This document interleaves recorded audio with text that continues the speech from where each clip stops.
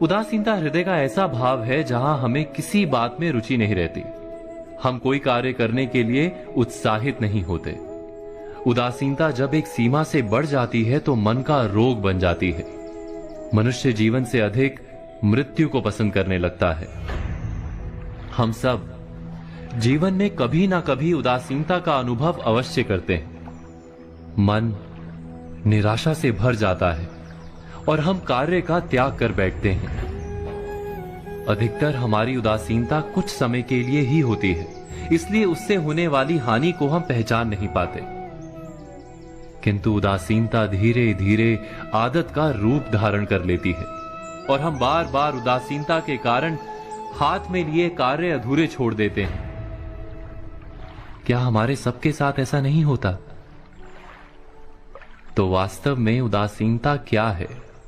इसका जन्म कहां से होता है? इससे छूटने का उपाय क्या है?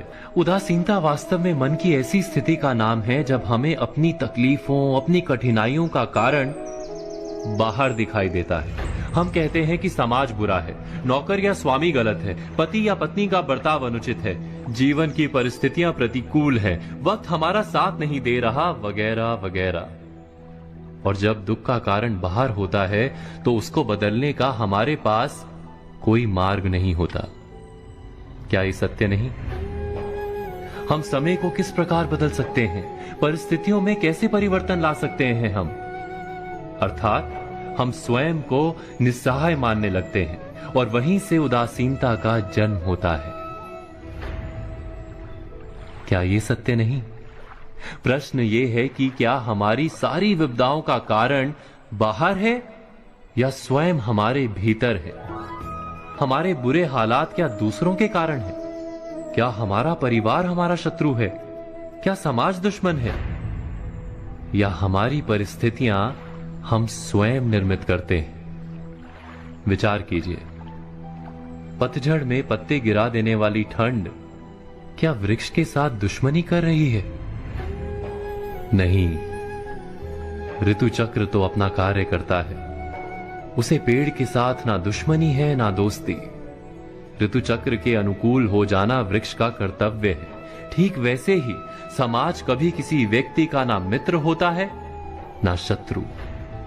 समाज को जिससे लाभ मिलता है समाज उसका मित्र बन जाता है। अर्थात समाज प्रतिकूल तब बनता है जब हम समाज के प्रतिकूल बनते हैं। वैसा ही व्यक्तियों के बीच में भी होता है। हम जिसे प्रेम करते हैं वो हमें प्रेम देता है, हम जिसे लाभ देते हैं वो हमें लाभ देता है।